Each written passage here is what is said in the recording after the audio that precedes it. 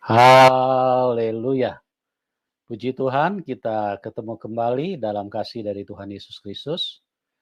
Apa kabar teman-teman? Kami berdoa supaya semua kita dalam keadaan baik-baik, karena memang kita memiliki Tuhan yang baik, dan mengalami kebaikan itu adalah hal yang menjadi prioritas Tuhan di dalam hidup manusia. Namun banyak orang yang suka berkata, tapi banyak manusia yang tidak mengalami kebaikan. Nah, di dalam hidup ini ada dua kuasa. Jadi, di samping kuasa Tuhan sebagai sumber kebaikan yang mendatangkan kebaikan di dalam hidup manusia, ada satu kuasa lagi yang namanya setan. Dan setan ini adalah sumber kejahatan. Karena dia menginginkan supaya manusia menderita. Bahkan bukan hanya menderita, dia ingin supaya manusia mati. Manusia mati berarti manusia tidak memiliki hak hidup.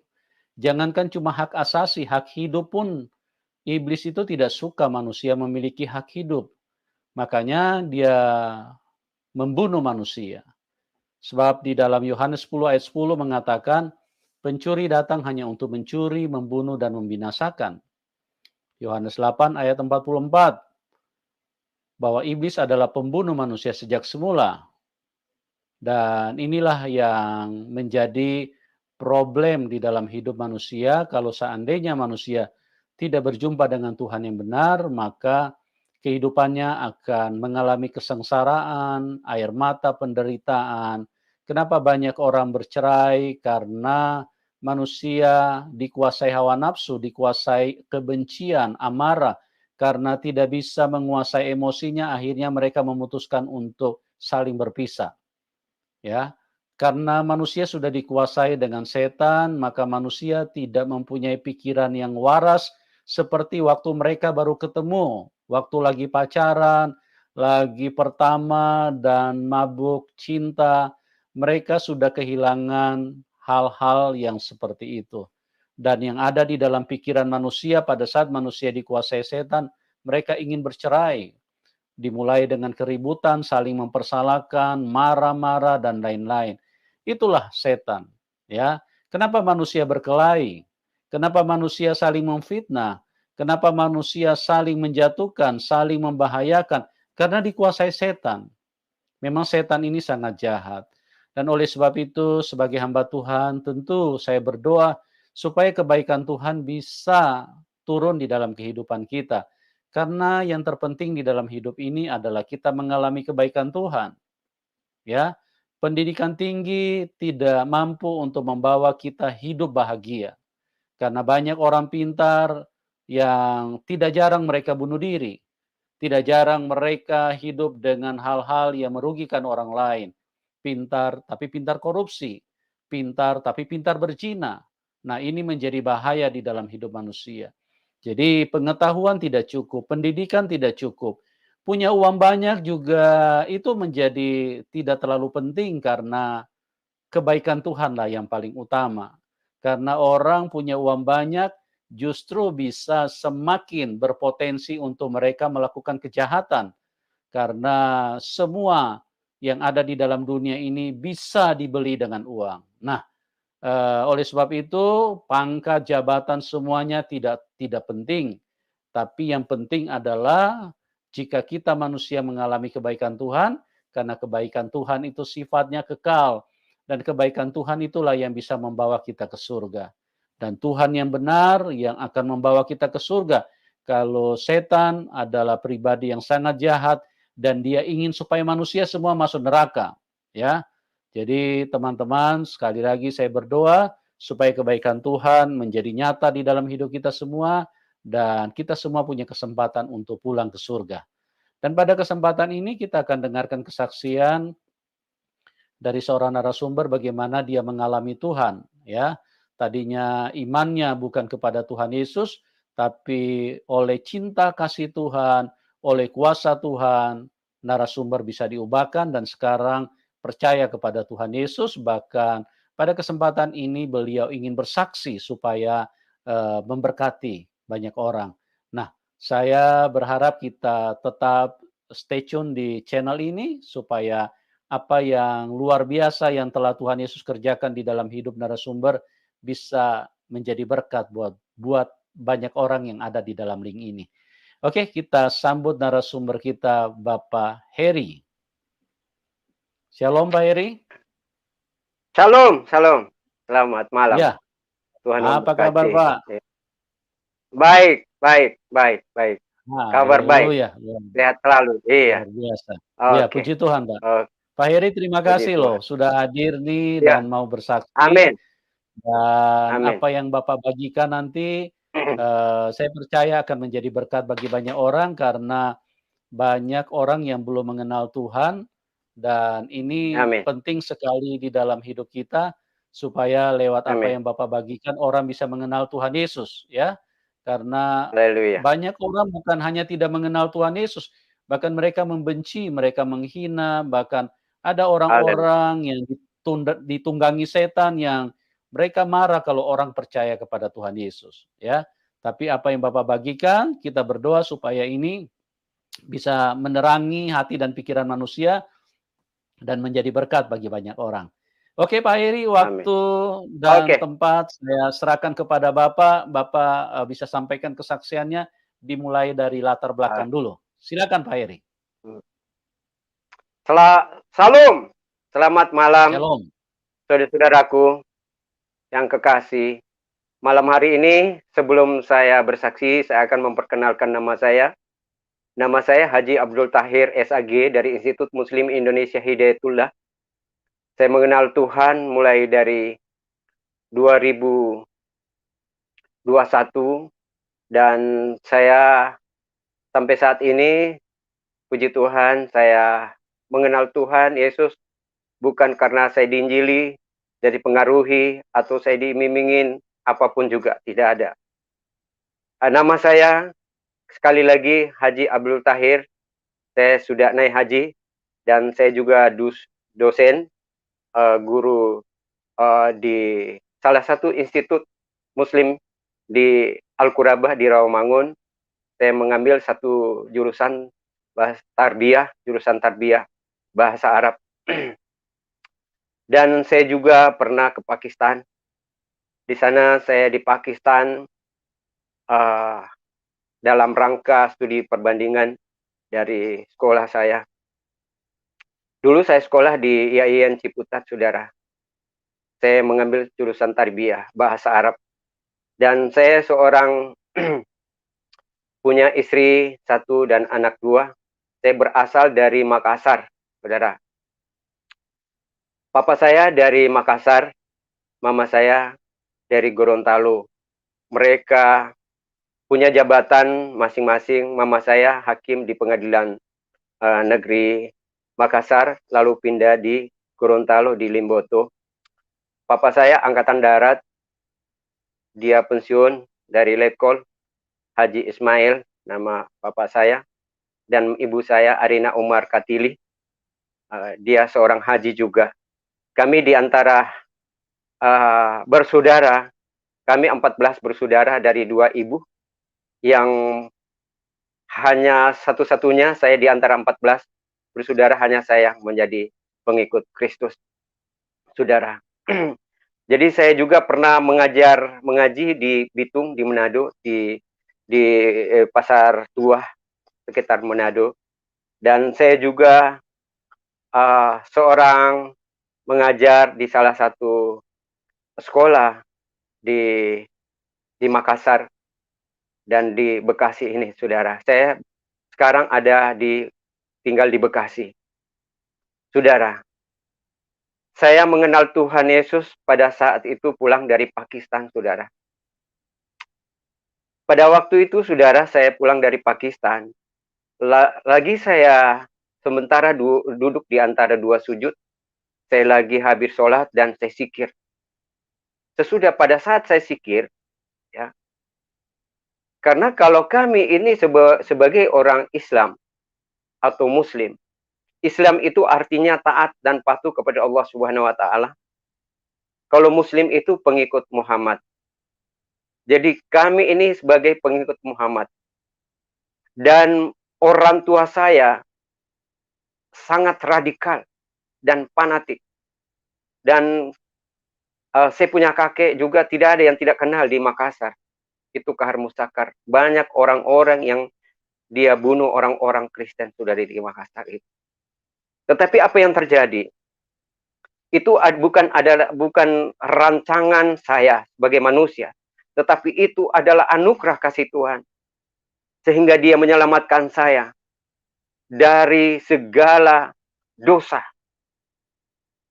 Saya bersyukur kepada Tuhan bahwasanya Tuhan mau memilih saya menjadi pengikutnya. Saudara, saya ingin menyaksikan bagaimana Tuhan telah memanggil saya. Pada saat saya sikir, saudara, apa sebabnya kami sikir itu? Sikir itu harus kita membaca 33 kali 3. La ilaha illallah, walhamdulillah, Allahu Akbar. Jadi apa sebabnya kita mencari keselamatan? La ilaha illallah itu 33 kali, Allahu Akbar 33 kali, alhamdulillah itu 33 kali. Jadi 99 kali harus kita baca setiap waktu kami lakukan untuk sholat.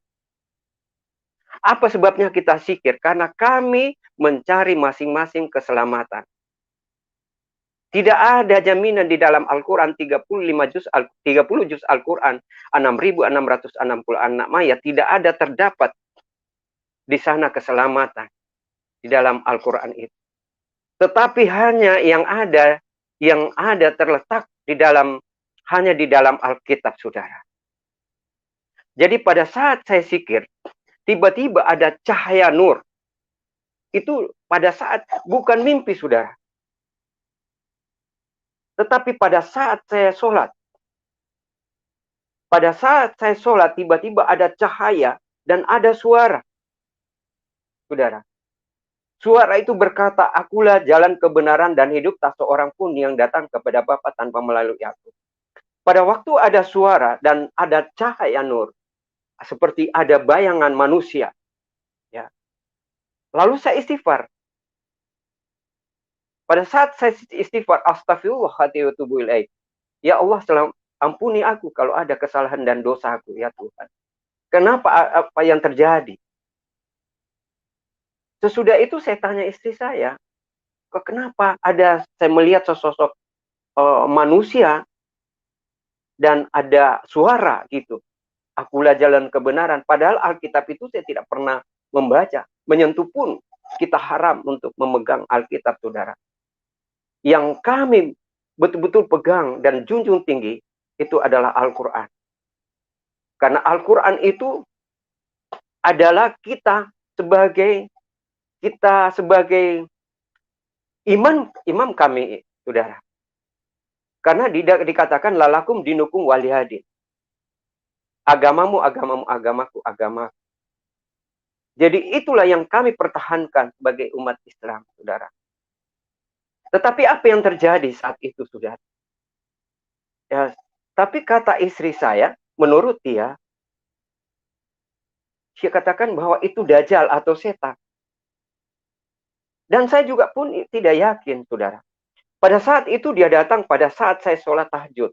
Sekitar jam 4:30, saudara. Sesudah itu saya mau bangkit lagi sholat. Rasanya perasaan saya tidak mau lagi, saudara, untuk melakukan sholat lagi. Sehingga saya menunggu sampai pagi. Pagi itu kebetulan saya ada tetangga, orang Kristen, orang Ambon, namanya Aris Ayal. Saya tanya, pagi-pagi itu, Aris, kenapa pada waktu saya sholat, kok tiba-tiba seperti ada suara dan ada cahaya, seperti ada kan di dalam rumahnya itu kan ada poster. Poster itu gambarnya Tuhan Yesus yang ada kawat duri yang di kepalanya, saudara. Lalu seperti itu Tuhanmu. Lalu Aris berkata begini, wah, hebat sekali Pak Haji. Kita saja sejak lahir, kita tidak pernah melihat Tuhan, tidak pernah berjumpa dengan Tuhan. nanti Pak Haji itu. Lalu dia berkata begini, Aris, bukan engkau yang memilih dia, tetapi dialah yang memilih engkau. Dia katakan begitu. Lalu saya katakan sama Aris, kok jangan begitu Aris, itu masalah akidah, masalah iman, masalah agama itu sensitif sekali. Jangan sampai terjadi sesuatu lagi. Ya, dia bilang Aris ya, kalau Haji percaya silakan. Kalau tidak percaya ya tidak apa-apa. Lalu saya pulang. Saya pulang berjalan 3 bulan lagi, saudara. Pagi-paginya itu, saudara, saya berangkat ke sekolah. Istri saya kerja, saya berangkat juga. Kebetulan istri saya juga pengusaha. Keluarga daripada mereka, Fadil Muhammad, National Google. Jadi kebetulan saya juga berangkat ke sekolah. Ke sekolah di kampus, lalu saya bertanya kepada dosen-dosen dan ustadz-ustadz dan teman-teman saya berkata begini, Pak Kiai, semalam itu saya melihat, bukan mimpi, saya bilang, tapi saya melihat sesosok kayak manusia, tetapi saya lihat seperti Tuhannya orang Kristen. Dan ada suara berkata, akulah jalan kebenaran. Tapi mereka mengatakan bahwa itu dajjal atau setan. Jangan percaya. Sesudah itu saya nggak percaya, saya hilang, pokoknya saya lupakan. Begitu 3 bulan kemudian, saya dikirim lagi ke Pakistan. Karena saya bagian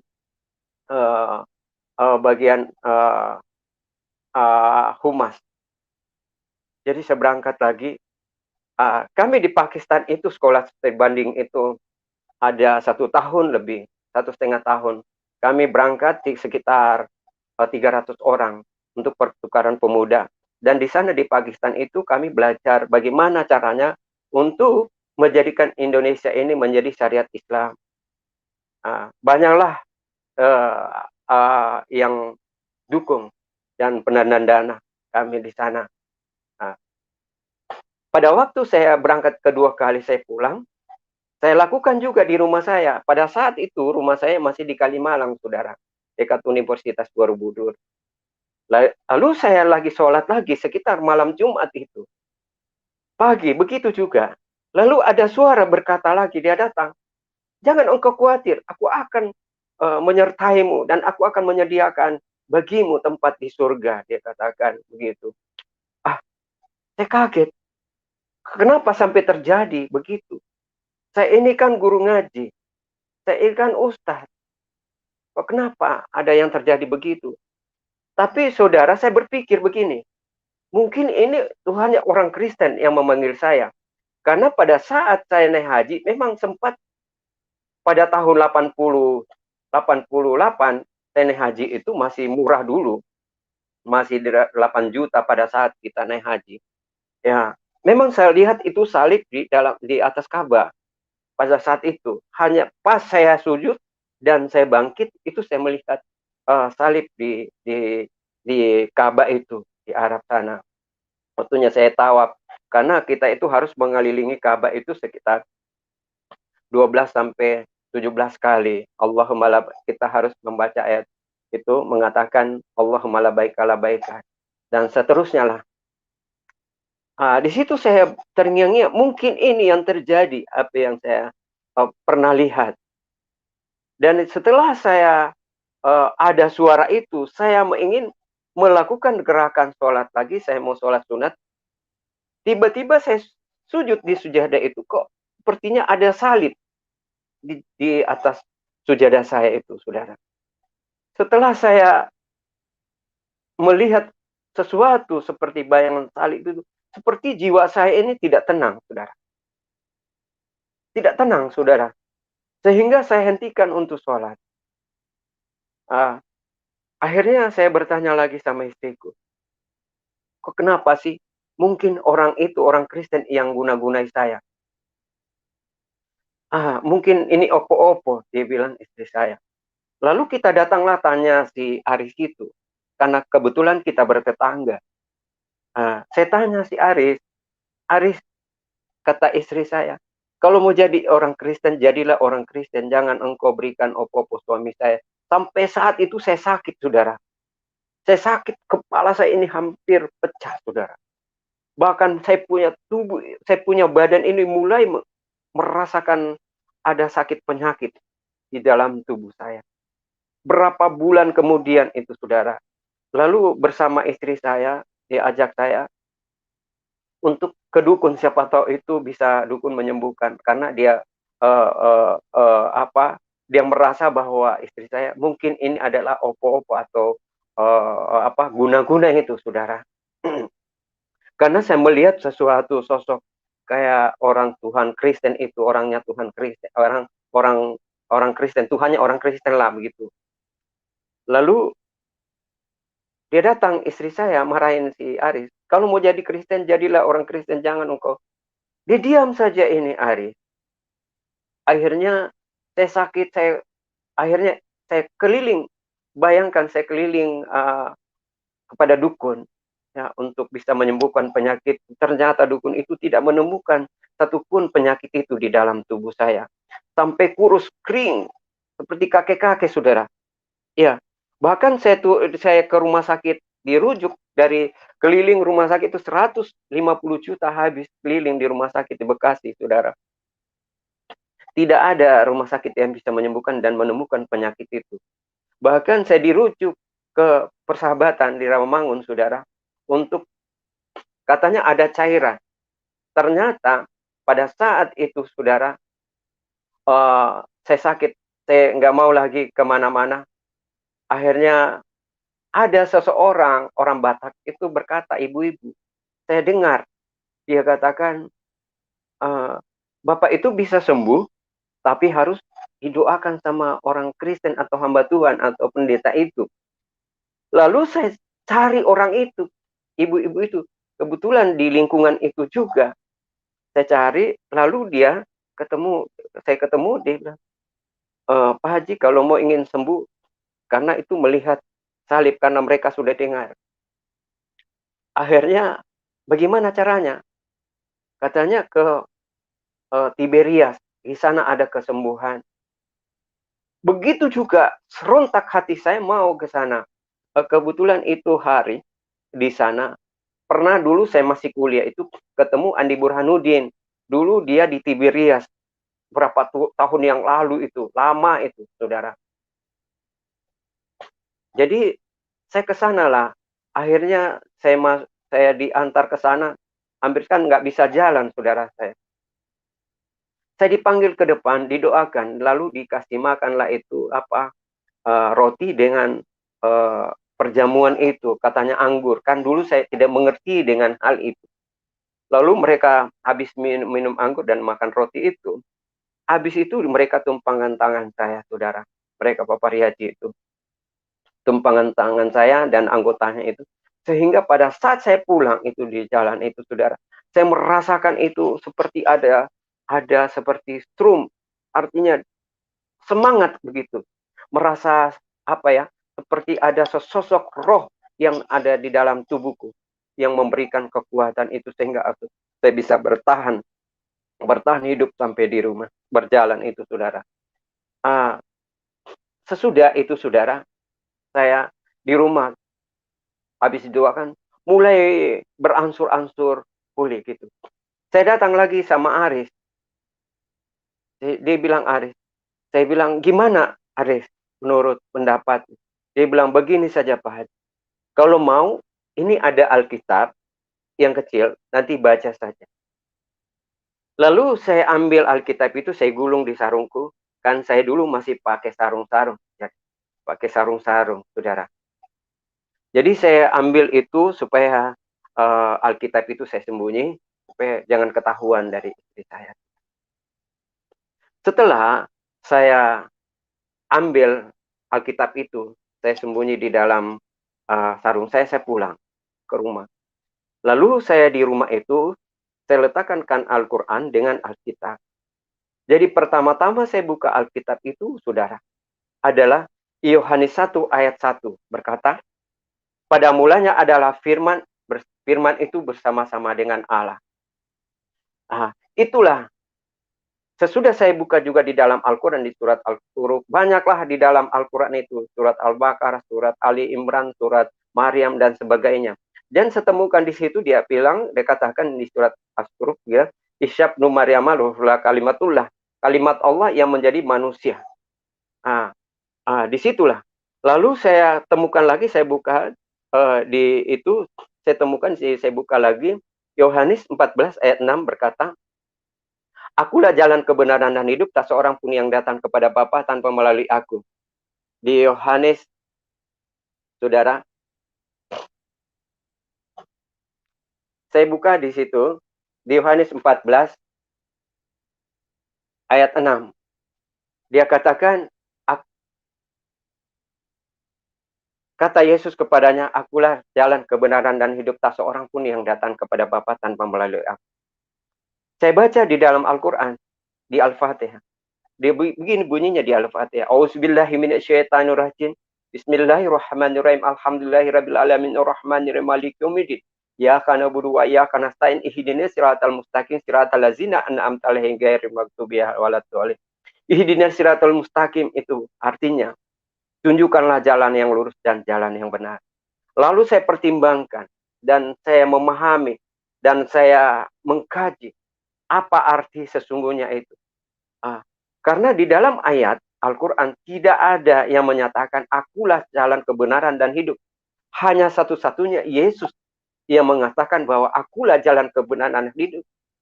Tak seorang pun yang datang kepada Bapa tanpa melalui aku. Itulah ihdinas siratal mustaqim. Tetapi di Al-Fatihah berkata, tunjukkanlah jalan yang lurus dan jalan yang benar. Berarti kalau petunjuk itu belum tentu benar. Ya, kalau hanya sebagai petunjuk saja, pasti salah. Akhirnya saya memahami, saya pelajari, saudara, dari 30 juz Al-Quran 6.666 ayat, saya pelajari semuanya. Jadi, kita ini menjadi orang Islam, bukan hanya Islam, sekedar Islam saja. Tetapi kami betul dari kecil sudah diajarkan untuk sholat, untuk mengaji, dari abjad apapun, dari Iqra. Jadi situ saya temukan, saudara, bahwa apa sebabnya saya harus mengikut Yesus. Karena di dalam Al-Quran berkata, ada hadis Nabi ataupun salawat Nabi berkata begini. Dia katakan ada salawat Nabi, dia berkata begini, Muhammad. Allahumma salli ala Sayyidina Muhammad wa ala ali Sayyidina Muhammad. Kama berkata Sayyidina Ibrahim. Muhammad berkata, ya Allah, selamatkanlah keluargaku, sahabatku, dan pengikut. Jadi, kalau kita sebagai pengikut, ya kan, pengikut ini, belum tentu diselamatkan, saudara. Belum tentu diselamatkan.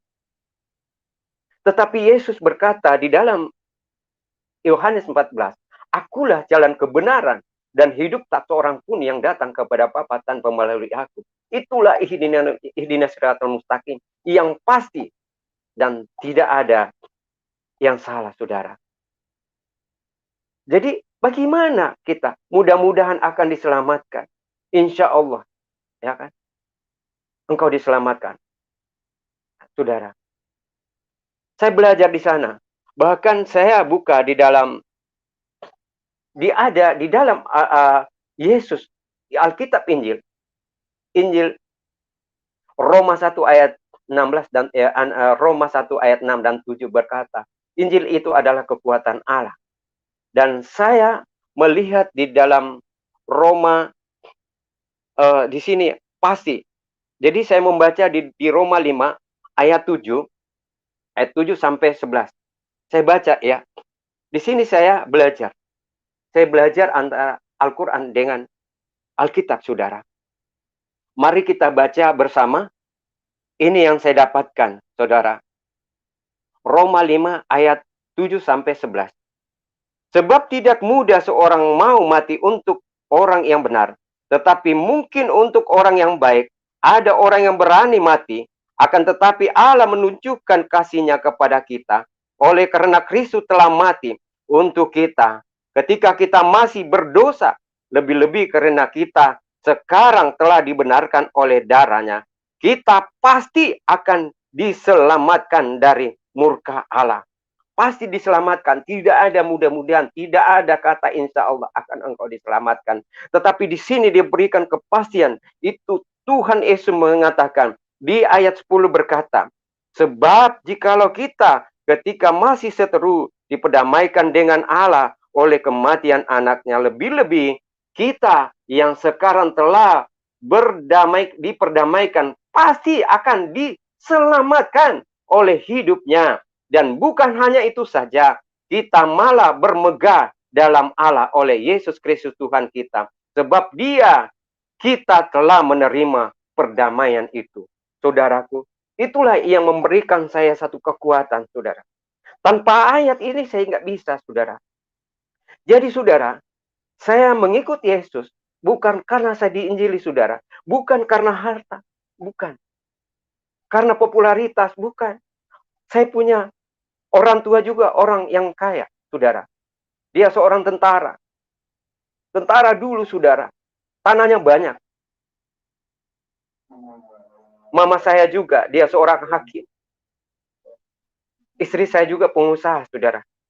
Bahkan saya juga seorang dosen, saudara. Bukan harta, saudara. Tetapi yang saya pilih hanya Yesus Kristus. Karena Dia adalah yang menyelamatkan kita. Saudara. Keselamatan di luar daripada Yesus. Tidak ada keselamatan, saudara. Itulah saya mau apapun yang terjadi di dalam hidupku. Itu adalah satu keputusan dan komitmen saya. Harus mengikuti Yesus. Karena Dia hanya adalah satu-satunya jalan keselamatan, saudara. Nah, di Islam tidak ada, saudara. Bukan saya menghina dan merendahkan. Ya, kita lihat saja di ayat yang pertama-tama yang Muhammad menerima wahyu dari Allah. Allah Subhanahu wa taala. Pertama-tama dia terima apa? Adalah dia datang turun menjadi tulisan. Ya, saudara. Adalah Iqra bismillah mahalak. Dia bacalah Muhammad. Muhammad berkata, "Ya Allah, aku tidak bisa membaca dan menulis." Ya, aku seorang buta huruf. Aku seorang orang yang miskin. Dia katakan. Jadi bagaimana kita menjadikan dia pemimpin? Kalau dia seorang buta huruf, tidak punya apa-apa, tidak punya skill. Ya, banyaklah di dalam Al-Quran yang harus perlu kita revisi di situ dan pelajari secara otentiknya, saudara. Jadi di situ kebenaran, bukan karena hanya ingin masuk Kristen saja, karena keadaan tidak, saudara. Ini adalah anugerah Tuhan. Saya dipilih, saudara, untuk pengikut Yesus. Ya, semoga saudara yang menonton malam hari ini, supaya jangan kita tergiur dengan keadaan-keadaan dunia ini. Harus punya komitmen seperti Daniel. Daniel, saudara, saya mau berkata kepada saudara, dia berkomitmen dia tidak akan menajiskan dengan dosa, dengan tawaran-tawaran dunia. Saya juga pernah ditawarkan, saudara. Pak Tahir, nggak usah masuk Kristen, ngapain? Itu kan kamu sudah jadi orang kafir, murtad, dan sebagainya. Nanti saya berikan modal, usaha, rumah, dan sebagainya. Yang penting kamu masuk Islam kembali. Tetapi saya berkomitmen, saudara. Bukan harta yang bisa menyelamatkan kita. Bukan pangkat dan golongan, itu tidak ada. Bukan, tetapi hanya Yesus yang mau datang ke dunia ini untuk menyelamatkan kita, saudara. Dia datang dari surga menjadi manusia 100%. Dia 100% Allah, saudara. Suruh itu saya yakin. Bahkan saya menerima Tuhan Yesus. Baru 5 tahun. Saya dibaptis di salah satu gereja, saudara. Nanti 2017, 16-17 saya dibaptis, saudara. Saya mengenal Tuhan. Tapi puji Tuhan, karena Tuhan yang memanggil saya dan memilih saya, sehingga saya bisa hadir di tengah-tengah satu organisasi ini, di dalam satu forum ini. Saya juga berterima kasih kepada hambanya, Pak Yusuf, yang telah bisa memberikan saya waktu untuk bersaksi di tengah-tengah ibadah ini. Kesaksian ini. Ya. Jadi saya mengenal Tuhan bukan karena popularitas. Ya, bukan harta, saudara. Harta saya cukup, tetapi keselamatan tidak ada. Nah, pada waktu Muhammad menerima wahyu itu, tidak ada janji keselamatan. Tetapi Yesus, dia berikan kita janji keselamatan. Bahkan dia sediakan tempat kita di sorga. Saudara, banyak orang yang meninggalkan Kristus karena hanya popularitas. Banyak. Ya, saya banyak belajar juga, saudara. Saya sekolah 2 tahun, sekolah Alkitab. Ada yang utus saya. Di situ saya merasakan harus pikul salib, harus dibuang, harus pisah dengan istri. Saat ini, saudara, pisah dengan anak-anak saya. Harus saya dipecat dari pekerjaan saya sebagai dosen. Tetapi itu semuanya saya tinggalkan. Saya juga dipelihara Tuhan. Tidak pernah dia meninggalkan Tuhan. Dan Tuhan itu tidak kurang panjang tangan untuk menolong saya, saudara. Ya, walaupun orang berkata, banyak yang teriak, ya ikut, keluargaku berkata begitu, saudara. Ikut Tuhan Yesus katanya. Ya, biar dia memberkati. Tetapi saya percaya, firman Tuhan berkata, aku tidak jadikan ekor, tetapi aku jadikan kepala. Bukan turun, tetapi naik. Itulah. Saya percaya bahwa firman Tuhan itu tidak ada kembali dengan sia-sia. Tetapi dia akan nyatakan bagi orang-orang yang beriman kepada Tuhan Yesus. Karena Tuhan Yesus itu menyatakan dirinya. Karena Yohanes 3 berkata, karena begitu besar kasih Allah akan dunia ini, sehingga dia karuniakan anaknya yang tunggal. Itu luar biasa, saudara. Jadi saya mau tekankan kepada saudara, jangan tinggalkan Tuhan. Jangan tinggalkan Yesus. Karena hanya pangkat, karena kedudukan, karena popularitas. Karena saya merasakan lawatan Tuhan dan pertolongan Tuhan. Walaupun satir aniaya, pernah saya dipukul waktu saya menginjil. Saya penginjilan, saudara. Sudah keliling daerah. Di Papua, Jayapura, Timika, Wamena. Di Wamena saja, di Merauke sana. Hampir berapa ratus orang kita baptis. Itu. Bahkan di Kalimantan, Banjarmasin, Samarinda, sampai Brau. Di Brau 500 orang kita baptis. Ya. Di Makassar, di kampung saya. Sampai kita dikejar, hampir dibunuh. Kita baptis di pinggir pantai Losari, saudara. Hampir kita dibunuh. Tetapi itulah namanya memberitakan firman Tuhan. Karena Matius berkata, pergilah jadikanlah bangsa murid. Dan ajarkanlah mereka dan baptiskanlah mereka. Itu adalah instruksi Tuhan, bukan instruksi manusia. Tuhan yang menyuruh saya, saudara. Jadi saya menjadi Kristen, bukan hanya Kristen biasa-biasa saja. Tetapi saya mau ingin melakukan dengan iman percaya. Sehingga aku dipelihara oleh Tuhan sampai saat ini, saudara. Iya. Begitulah perjalanan hidup saya, saudara. Saya bisa sekolah Alkitab. Ya, karena kasih Tuhan, saudara. Dan juga saya tinggal sendiri karena istri saya sudah cerai. Dan anak-anak saya juga diambil, harta saya diambil juga. Bahkan ijazah saya dibakarnya sama orang tua saya. Karena saking marahnya papa saya itu. Dia katakan, bukan hanya saya kasih sekolah kamu di Islam, kamu harus memilih Kristen. Tetapi itulah jalan. Ya, jalan hidup saya. Saya rela untuk meninggalkan semuanya itu. Saya tegaskan lagi pada saudara. Marilah kita sama-sama melakukan kewajiban Tuhan. Dan kita menginjil. Masih banyak jiwa-jiwa yang harus dimenangkan dari kedatangan Bapak itu sendiri. Masih banyak. Dan saya merasakan juga, saudara, di dalam penginjilan saya selama perjalanan penginjilan saya, terkadang hanya melihat satu denominasi ataupun satu gereja. Kadang kalau saya dulu, saudara, saya masih Islam, saya biasa ceramah di masjid. Masalah dana itu, sekali saya ceramah di masjid 100 sampai 300 juta itu ada untuk menjalankan kami syariat Islam itu, saudara, persatuan. Tetapi pada saat saya menginjil, saya merasakan, ya saudara, setiap saya meminta tolong untuk penginjilan kemana, dia bilang, dari gereja dari mana, dari organisasi mana, saudara.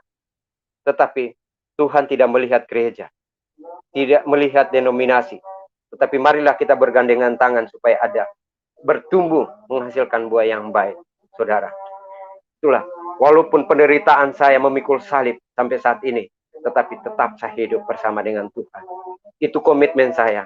Seperti Daniel. Walaupun itu Daniel ditawarkan berbagai makanan yang enak, kehidupan yang mewah dari rajanya, dia berkomitmen dia tidak akan menajiskan dirinya dari dosa. Sama dengan saya dan saudara. Jangan kita menjauh dari Tuhan. Tetap kita bersama dengan Tuhan, saudara. Itu saja yang saya bisa sampaikan. Bahwa semuanya itu kita serahkan kepada Tuhan. Ya. Kepada Tuhan yang Maha Kuasa. Yang memberikan kita damai sejahtera dan pertolongan dan perlindungan. Anugerah kasih-Nya tercurah selalu. Itu saja kesaksian saya. Saya serahkan. Kalau bisa saya berdoa. Iya, luar biasa. Luar biasa sekali ya. Teman-teman, kita sudah dengar kesaksian daripada Bapak Abdul Tahir, bagaimana perjalanan hidupnya. Ya, kalau kita perhatikan dari latar belakang beliau, beliau bukan orang sembarangan. Beliau adalah seorang dosen, dan beliau juga adalah seorang pembelajar, dan belajarnya bukan hanya di dalam negeri, tapi ternyata belajar sampai di negara-negara luar, yaitu belajar keagamaan. Tapi itulah, Amin. yang namanya Tuhan tidak bisa dibatasi dengan apa yang kita miliki di dunia ini. Karena kasih Tuhan jauh lebih besar daripada apa Amin. yang kita raih, atau apapun yang kita pelajari, atau apapun yang kita andalkan. Kasih Tuhan itu jauh lebih besar. Dan seperti yang saya katakan, bahwa Tuhan Yesus itu adalah Tuhan yang benar, dan Dia adalah Tuhan daripada semua manusia. Kok bisa Amin. begitu? Ayatnya jelas dalam Matius 11 ayat 28. Marilah kamu yang letih lesu dan berbeban berat, karena aku akan memberi kelegaan kepadamu. Kalau dia hanya sekelas manusia, dia tidak mungkin berbicara seperti itu. Marilah kamu yang letih lesu. Jadi di sini tidak ada perkecualian, tidak ada dibatasi dengan satu golongan, satu kelompok, atau satu keyakinan. Tapi semua, marilah kamu yang letih lesu dan berbeban berat.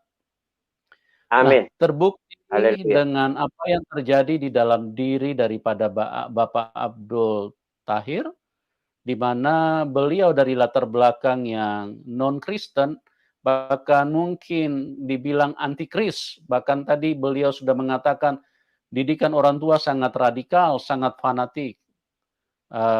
Tidak mungkin, ya, tidak mungkin bisa mempercayai Tuhan Yesus kalau bukan kuasa daripada Tuhan yang bekerja.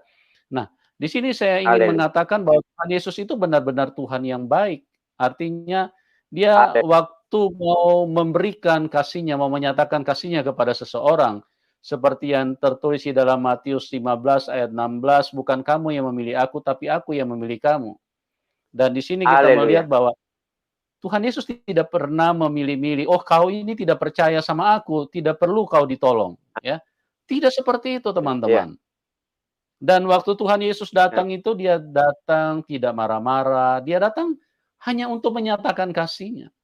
Dia ingin, firman-Nya berkata, dia tidak ingin satu orang pun binasa. Oleh sebab itu, apa yang terjadi dengan Bapak Abdul Tahir ini adalah sesuatu pencerahan buat kita semua, bagaimana seseorang yang tidak mengakui Tuhan Yesus, tapi Tuhan Yesus dengan kasih yang tidak dibedakan. Karena semua manusia itu sama di hadapan Tuhan. Manusia itu dikasihi Tuhan. Karena untuk itulah Tuhan Yesus mati buat kita semua. Dan ini adalah satu pembuktian yang luar biasa, ya. Saya sangat terkagum-kagum. Tadi saya belum sempat mendengar tentang latar belakang beliau, tapi waktu saya dengar latar belakang beliau, waduh, ini luar biasa karya Tuhan ini. Bagaimana seseorang yang ilmu keagamannya sangat tinggi dan akhirnya bisa mempercayai Tuhan Yesus, ya, luar biasa. Pak Abdul Tahir, saya punya sedikit pertanyaan, Pak. Mungkin Bapak bisa ceritakan singkat-singkat saja.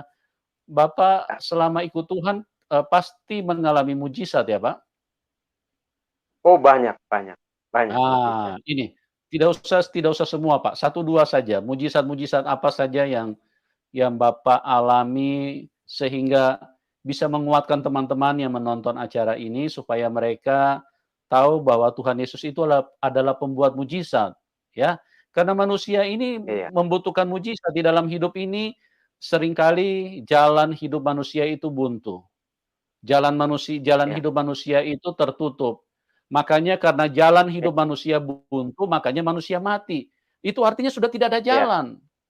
Datang ke iya dokter, dokter sudah angkat tangan, "Maaf Pak, kami sudah berusaha, tapi, iya Tuhan yang menentukan." Nah, inilah yang saya katakan bahwa manusia seringkali mengalami jalan buntu.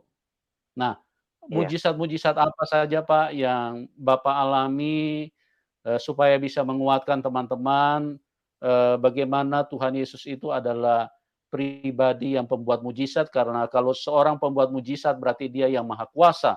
Dia bisa berbuat lebih Amin daripada apa yang bisa dipikirkan oleh manusia. Silakan Pak Abdul Tahir, amin. silakan Pak, apa Haleluya mujizat yang Bapak haleluya. alami? Terima kasih, terima kasih hambanya. Mujizat itu tergantung dari kita hubungan manusia dengan Tuhan. Kalau di dalam Al-Quran berkata, "Habdun nas habdunallah." Habdun nasnya hubungan antara manusia dengan manusia, dan manusia dengan Tuhan tidak pernah terputuskan. Antara manusia juga tidak bisa terputuskan. Itu melambangkan salib, vertikal dari horizontal. Dan tergantung manusia, kalau kita mau melihat keagungan Tuhan dan kemuliaan Tuhan dan mujizat Tuhan, kita harus benar-benar bersih dan jangan ada dosa. Karena tubuh ini adalah bait Allah. Bagaimana kita mau ingin bertemu dengan Tuhan dan menjawab doa kita? Ada firman berkata, doa orang benar sangat besar kuasanya. Jadi bukan doanya yang bagus-bagus didengar, bukan doanya yang sudah disusun sedemikian rupa sehingga kita enak dengar, tidak. Tetapi bagaimana manusianya ini hidupnya benar di hadapan Tuhan.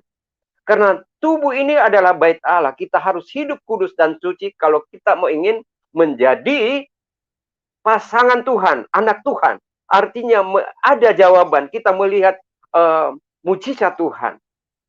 Harus kita bersihkan. Terutama isi hati kita yang paling dalam yang Tuhan melihat. Jadi Tuhan itu tidak melihat daripada penampilan kita, kekayaan kita, bukan. Tetapi bagaimana hubungan kita dengan Tuhan. Ya kan? Ada di Mazmur 191 itu. Nah, bisa dibaca itu. Kita harus menyatu. Kita harus melengket kepada Tuhan. Saudara. Jadi pernah saya begini, saudara. Pernah saya doakan orang di rumah sakit di Priuk, saudara. Ini ibu ini sudah mau mati, saudara. Banyak hamba-hamba Tuhan yang datang doakan, tetapi kenapa tidak mau mati, saudara? Padahal ini ibu sudah sekarat. Pokoknya dari ujung kakinya itu sudah dingin. Hanya di dadanya dengan kepalanya itu masih panas, saudara. Katanya dia, sudah berapa kali Tuhan Yesus tangannya itu mau datang jamah dia supaya dia bisa mati, saudara.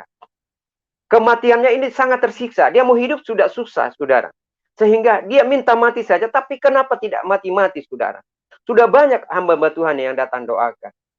Sehingga pada saat saya datang pegang dari ujung kaki itu sampai ujung rambutnya, yang panas itu hanya tinggal di kepala dengan di dada. Di kakinya itu sudah dingin. Sudah separuh mati, saudara. Lalu pada saat saya berdoa, ya, saya berdoa, Tuhan, Engkau jamah dia, Tuhan. Kalau ada dosa dan kesalahannya diampuni, Tuhan. Tapi harus kita bisa mendengar orang-orang yang kudus yang bisa mendengar suara Tuhan. Suara Tuhan itu ada tanda-tanda Tuhan itu berikan kepada kita. Itu tidak sembarangan, saudara. Mujizat itu. Ya. Pada waktu itu saya sudah doa. Kan dia harus mengaku dosa dan kita harus lepaskan dia. Kita habis lepaskan dia dan harus dia mengakui dosanya. Manusia harus mengakui dosanya kita, perbuatannya kita. Tidak bisa kita sembunyi. Walaupun kita sembunyi kepada manusia, tapi Tuhan tahu dosa kita. Kita bisa ngebohong pada Tuhan. Pada saat saya doakan saudara, lalu saya bilang, tolong dia, Engkau kuduskan dan sucikan, tahirkan dia Tuhan, kalau ada kuasa kegelapan, roh jahat yang menghalangi dalam tubuhnya. Ternyata saya pulang, habis doa, Tuhan aku meminta tanda kepadamu, kalau Engkau berkehendak. Lalu pada saat saya pulang, saya tidur, saya mimpi, saudara. Dia bilang ambil daun itu, baru pukulkan dia. Tapi saya tidak mengerti daun apa. Lalu saya biasanya itu orang mati itu kan hanya daun kelor. Kalau orang Jawa mati. Saya ambillah 2 batang itu kelor. Karena itulah kalau kita mendengar suara Tuhan itu peka, kita pasti diberikan satu tanda. Lalu saya ambillah daun kelor itu, saya pergi ke sana, kembali. Paginya itu saya pergi lagi, saya pukulkan dia. Ternyata ada susuk di sininya dengan di mulutnya itu. Pada waktu itulah yang menghalangi kematiannya adalah dosa. Tidak ada yang mau terima, saudara. Pada saat saya sudah pukulkan, dia teriak, baru dia bisa ngomong di situ. Dia bisa bicara. Lalu dia bisa bicara sekitar jam 2 malam, baru dipanggil Tuhan, saudara. Itulah kalau tanda-tanda kebesaran luar biasa. Kalau yang penting kita hidup benar di hadapan Tuhan. Doa orang benar itu sangat besar kuasanya apabila kita berdoa dengan sungguh-sungguh. Itu mujizat banyak terjadi. Saya pergi di Papua, sudah ada yang busuk badannya, saudara. Bahkan ini corona, saya tidak pernah pakai masker, saya doakan orang. Ya saudara, bukan takabur, bukan sombong. Tapi Tuhan telah menutup bungkus dengan kuasa darah Tuhan. Dia tuntun kita, saudara. Saya doakan orang-orang itu. Seperti di Asmat itu, banyak ilmu-ilmu. Tuhan lindungi kita. Bacalah saja di Mazmur itu, Mazmur 119. Itu ayatnya, saudara. Jadi kita tidak akan tersandung. Tidak akan seorang pun yang bisa menghalau kita. Saudara, itulah yang penting, betul-betul kita itu percayakan diri kita kepada Tuhan. Dan kita belajar di firman Tuhan yang sebenarnya. Saudara, itu saja, saudara. Tanda-tanda mujizat itu banyak. Saya juga dulu pernah saya pergi khotbah. Habis pelayanan. Saya pikir ini uang saya tinggal 10.000. 5.000 saya sudah ongkos ke sana. Ongkos ke gereja pelayanan. Yang 5.000 saya sudah persembahan. Saya pikir saya nggak punya uang lagi. Saya mau pulang. Pasti jalan kaki, saudara. 8 kilo. Tapi apa yang terjadi? Saya duduk tertunduk. Hanya saya berdoa saja. Tuhan. Tapi karena saya pelayanan itu bukan motivasi cari uang. Tidak. Tetapi saya cari Tuhan. Karena Tuhan berfirman berkata begini, carilah dahulu kerajaan surga dan kebenarannya, maka semuanya akan ditambahkan. Bukan motivasi saya cari uang. Kalau saya mau cari uang, masuk YouTube, bisa menerima uang. Saya nggak mau masuk YouTube cari uang, saudara. Dan saya tidak mau, kalau saya sudah menjadi orang Kristen, saudara, saya tidak mau lagi memakai Al-Quran, saudara. Saya mau belajar saja Alkitab. Supaya jangan kita menghina agama yang saya sudah tinggalkan. Nggak boleh. Sehingga tidak ada pemicu di antara, ada pemecah belah. Saya nggak mau. Saya mau jadi orang Kristen yang 100%. Karena Yesus dia 100%. Dia adalah Roh Kudus, saudara. Pasti dia tolong saya. Pada waktu saya pulang, saya berdoa, saya mau pulang. Tidak ada uang. Tuhan, Engkau tahu Tuhan, aku mau pulang, pasti aku jalan kaki. Tetapi Engkau tidak akan membiarkan hamba-Mu berjalan kaki. Pasti Engkau menolong aku. Pada waktu saya keluar, saudara, ada mobil. Bilang, Pak Pendeta mau kemana? Saya mau pulang. Kalau bisa, numpang aja. Itu pada saat saya bertobat itu, saudara, menjadi orang Kristen. Belum ada apa-apa saya. Habis semua. Pakaian di badan. Saya tinggalkan keluargaku. Semua, saya tinggalkan Islam itu. Pakaian di badan. Tidak ada apa-apa saya bawa. Tetapi saat ini dia berkata, saya tidak merasa sendiri. Saya tidak merasa seperti yatim piatu. Banyak saudaraku. Banyak seiman saya yang menolong saya dan menopang dan mendoakan saya, saudara, sehingga saya bisa berada malam hari ini untuk melayani. Saya melayani bukan motivasi saya cari uang, saudara. Dan saya melayani, saya tidak minta-minta pelayanan, saudara. Hanya saya berdoa, karena doa adalah napas kehidupan kita. Selalu berhubungan dengan Tuhan, memohon, meminta pertolongan dari Tuhan. Amin, saudara. Percaya saja. Kalau memang benar-benar kita yakin dan beriman kepada Tuhan, pasti itu dia tidak biarkan biarkan kita. Mujizat akan terjadi di dalam setiap kehidupan kita. Jangan khawatir tentang hidupmu. Sekalipun saat ini dilanda masalah virus corona, banyak yang demo, Indonesia dilanda bencana alam, di mana-mana ada gempa bumi. Semuanya terjadi. Tetapi kalau kita berkiprah dan berpegang kepada firman-Nya, maka firman itu ada terang bagi jalan hidup kita, yang menerangi setiap langkah kita, kehidupan kita, yang menghibur hati kita. Bukan harta, bukan pangkat, bukan uang banyak, saudara, yang bisa menyelamatkan kita. Lihat saja konglomerat yang orang-orang kaya banyak uangnya, tetapi mereka tidak menikmati harta kekayaannya kalau sudah masuk di rumah sakit. Bubur saja mau masuk di mulutnya susah, saudara. Ya, walaupun banyak uangnya, tidak mungkin uangnya dia kunyah-kunyah, saudara. Tetapi berbahagialah orang-orang yang percaya kepada Tuhan Yesus dan bersandar kepada Tuhan Yesus, saudara. Tuhan Yesus telah bisa membebaskan kita dari dosa. Pasti kalau kita berdoa, bersekutu dengan Tuhan, kita memuji, hormat bagi Allah kita, pasti Tuhan Yesus membuka jalan bagi kehidupan kita. Amin, saudara. Saya berterima kasih malam hari ini kepada hamba-Nya, Pak Yusuf, telah mengundang saya untuk bisa bersaksi, bertatap muka Sama-sama, Pak. malam hari ini. Haleluya. Ya, saya bersyukur dan terima kasih. Tidak mungkin saya mau dibiarkan begitu saja kelaparan. Tidak. Banyak saudaraku. Di dunia ini banyak seiman saya yang akan menolong saya. Terkadang di Papua itu, saudara, karena saya juga di sini kan tidak ada pekerjaan, saudara. Tetapi mereka di Papua itu, Papua itu tidak, jangan kita melihat dari fisik, tetapi hatinya mereka itu baik, saudara. Iya, baik. Mereka yang biasa telepon saya, Pak Tahir, bagaimana keadaannya? Mereka kirimkan saya tidak kelaparan, saudara. Saya tidak pergi meminta-minta, tetapi mereka lah yang senantiasa hatinya yang tulus dan ikhlas untuk menolong dan menopang kehidupanku. Ini saja, Pak, hambanya, Pak Pendeta, yang saya bisa haleluya, berikan. luar biasa sekali ya. Jadi teman-teman, saya juga sangat angkat topi buat Bapak Abdul Tahir karena beliau punya mengikut Tuhan itu tidak mudah. Tadi beliau sudah menyampaikan bahwa istri juga sudah meninggalkan karena merasa bahwa Pak Abdul Tahir tidak seiman lagi. Dan itu yang terjadi bagi orang-orang memang yang percaya kepada Tuhan Yesus, pasti banyak salib, banyak tantangan yang harus dihadapi.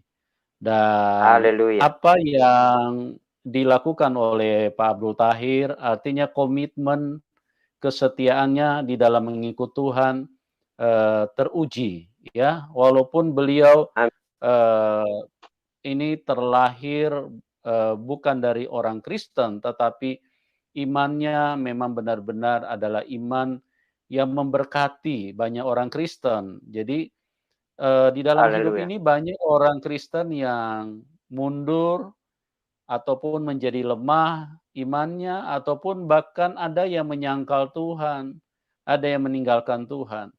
Tapi kalau Anda belajar, Anda dengarkan apa yang disampaikan oleh Bapak Abdul Tahir, saya percaya hidupmu akan diubahkan. Karena apa? Karena Tuhan Yesus adalah Tuhan yang benar. Tuhan Yesus adalah Tuhan yang mengasihi, yang berkuasa, yang baik dan yang siap untuk menolong, memberkati kita semua. Nah, Pak Abdul Tahir, saya punya sedikit lagi pertanyaan kepada Bapak. Kira-kira nih di dalam mengikut Tuhan kan tantangan itu makin hari makin besar. Nah, kira-kira komitmen apa yang Bapak bisa berikan kepada Tuhan Yesus jika tantangan itu semakin besar, ya? Ini sekarang ini Bapak sudah ditinggalkan istri. Nah, bagaimana kalau misalnya Bapak mengalami tantangan lebih besar seperti yang dikatakan Alkitab, bahwa akan tiba saatnya orang yang membunuh kamu akan menyangka mereka beribadah kepada Allahnya. Nah, kira-kira komitmen apa yang Bapak mau berikan kepada Tuhan? Apakah Bapak akan mundur dari Tuhan? Apa Bapak mau meninggalkan Tuhan Yesus? Atau Bapak akan tetap setia buat Tuhan Yesus? Silakan Pak Abdul Tahir. Oh, saya sudah komitmen mati hidup tetap saya bersama dengan Tuhan. Tidak bisa. Di luar daripada Yesus itu tidak ada keselamatan. Saudara, saya komitmen apapun yang terjadi dalam hidup saya tidak akan. Saya sudah banyak ditawarkan segala sesuatu. Saya tidak pernah mau mundur sekalipun. Walaupun itu tantangan persoalan. Tetapi tidak ada juga. Karena saya bawa enjoy. Hidup ini saya bawa enjoy saja. Tantangan demi tantangan bisa saja lewat. Tetapi dengan tantangan itulah, itu kita terima itu, menjadi rema dalam kehidupan kita, supaya kita tetap kuat. Jangan ada tantangan kita lalu mundur, saudara. Tetapi di manusia itu pasti ada tantangannya. Yesus saja, begitu besar tantangannya. Bahkan ditombak, dibunuh, dianiaya. Hanya dia katakan, ampunilah mereka karena mereka tidak tahu apa yang mereka perbuat. Dan dia lakukan itu, saudara. Tapi kalau menurut saya, dengan komitmen saya dengan Tuhan, saya sudah berjanji dan ikrar kepada Tuhan. Apapun itu yang terjadi, tetap mati hidup. Saya tetap bersama dengan Tuhan. Ya. Tapi puji Tuhan, tetap saya dekat kepada Tuhan, saya tetap berdoa. Doa, apabila kita berdoa tidak mungkin. Saya selalu di pikiran saya, di hati saya ada Tuhan Yesus.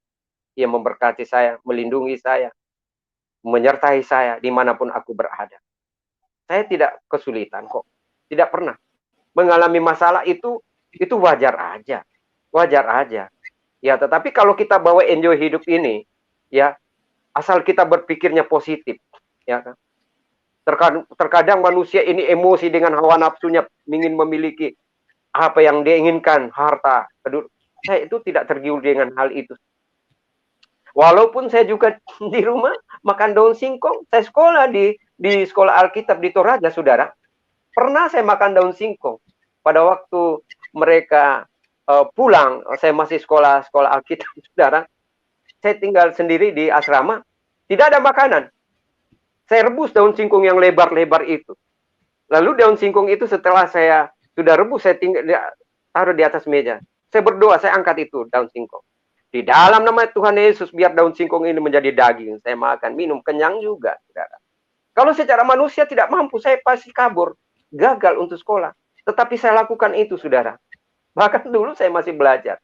Tidak punya apa-apa. Saya tidur, beralaskan dengan papan, dan kasur saya kan dingin, saudara. Tidak punya apa-apa, selimut. Saya balik itu kasur untuk bisa tutup diri saya. Di Toraja itu dingin sekali, saudara. Tetapi di situ mujizat Tuhan berlaku. Pada saat itu, saudara, telepon ada gembala di negeri awan. Dia bilang, Pak Tahir lagi di mana? Saya ada di sekolah. Teman-teman sudah pada pulang semua. Mau tahun baru, saudara, Natalan, pada pulang semua dari sekolah. Saya nggak bisa pulang ke Jakarta karena ongkos saya tidak ada.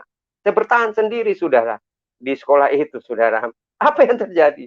Dia telepon, kalau boleh datang. Itu baru saya mau melayani. Pertama-tama saya melayani di mimbar itu. Khotbah itu. Saya dipanggil Ibu Gembala, naiklah di negeri awan itu.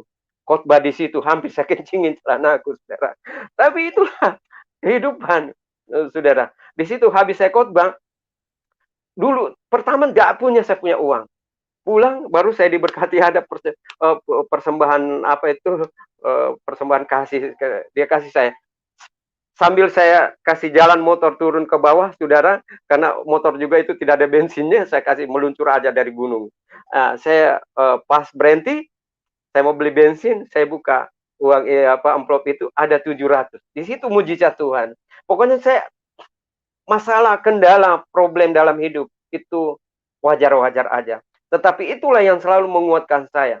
Di saat saya mengalami satu problem, masalah, tantangan, persoalan, di situ kita bisa berpikir, oh kita bisa diuji kesabaran kita, diuji kita punya nafsu, keinginan dunia, keinginan, karena kedaginganlah ini yang harus kita harus betul-betul buang dan kalahkan itu iblis, saudara. Tapi saya komitmen, saudara. kepada Tuhan, saya ikhlas, saya berjanji kepada Tuhan. Kalau apabila saya tinggalkan Tuhan Yesus, ya saya bukan berkata, tapi saya lebih terburuk lagi, saudara. Saya tidak mendapatkan sesuatu apapun. Kalau kita tinggalkan Yesus, tempat kita di surga tidak ada lagi, saudara. Percaya saja. Ini saya punya komitmen itu, saudara. Ini saja yang saya bisa bagikan kepada saudara. Banyak hal lah yang saya mengalami satu permasalahan dan tantangan lebih berat lagi. Ya. Tapi saya melihat Yesus. Dia ditombak begitu luar biasa. Apa sebabnya dia ditombak? Di lambungnya itu. Untuk bisa, ditombak, dipecahkan itu masalah di dalam hati kita yang busuk itu. Jangan ada dendam, ada akar pahit, sakit hati kepada orang tua kita. Walaupun saya sudah dibuang, saya tidak pernah dendam sama keluarga saya yang menghina saya, ya, yang memfitnah saya, yang memukul saya. Saya dipukulin dulu, saudara. Jadi saya masuk Kristen penuh penderitaan. Saya menginjil di Depok, di Citayam itu saya dipukulin, saudara. Mandi darah saya. Saya masuk di sel. Tapi tetap saya jalankan itu, saudara. Banyaklah, kalau kita mau bicara masalah tantangan, banyaklah tantangan. Tetapi di saat kita mendapatkan suatu tantangan, ada kebahagiaan, damai sejahtera. Itu tersendiri, saudara. Iya, itulah. Kalau kita ada masalah, jangan bilang, oh ini dari Tuhan. Tidak. Itu, saudara. Inilah, hanya ini saja yang saya bisa sampaikan, Pak Pendeta. Terima kasih. Terima kasih. Luar biasa sekali, ya. Saya sebagai hamba Tuhan sangat diberkati. Ya, saya terkagum-kagum sekali dengan kuasa Tuhan Yesus yang telah mengubahkan orang yang tadinya adalah antikris, artinya orang yang tidak pernah mengenal Tuhan, bahkan orang yang tidak pernah bersentuhan dengan kitab suci, orang Kristen, ya. Tadi sudah disampaikan oleh Pak Abdul Tahir, tapi itulah cara Tuhan yang luar biasa, ya. Saya percaya teman-teman yang menyaksikan ini semuanya diubahkan Tuhan, diberkati Tuhan, dikuatkan, bahkan juga yang belum kenal Tuhan. Saya berdoa biarlah apa yang disampaikan oleh Pak Abdul Tahir itu bisa membuka pemikiran kita, bisa mencerahkan kita dan bisa menerangi kita. Karena kerinduan kami sebagai hamba Tuhan adalah supaya semua kita bisa pulang ke surga. Bukan supaya orang Kristen bertambah banyak. Karena KTP bertambah banyak itu tidak penting. Kekristenan bukan itu yang penting. Kekristenan itu adalah cinta kasih. Jadi kalau kita sudah diselamatkan Tuhan, kami pun rindu supaya orang-orang lain pun bisa diselamatkan, bisa masuk surga. Itulah yang menjadi kerinduan kami, ya. Kami berdoa dengan sungguh-sungguh supaya semakin banyak jiwa yang dilawat Tuhan, dijamah Tuhan.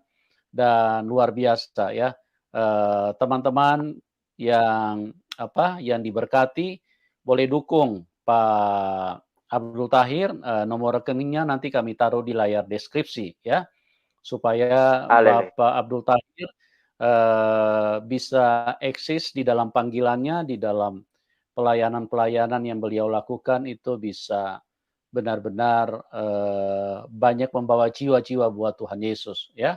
Jadi terima kasih buat Pak Abdul Tahir. Saya percaya terlalu banyak kisah yang ajaib yang Bapak alami. Mungkin nanti di waktu mendatang kami akan tayangkan kesaksian Bapak lagi jika waktu memungkinkan, Tuhan berkenan, ya. Jadi nanti waktu yang berikut nanti kami akan undang lagi Bapak untuk bisa menyampaikan kesaksian di channel kami. Terima kasih sekali lagi buat Pak Abdul Tahir dan juga buat teman-teman yang sudah menyaksikan acara ini. Terima kasih. Tuhan Yesus memberkati kita semua dan salam kemenangan buat kita semua. Amin.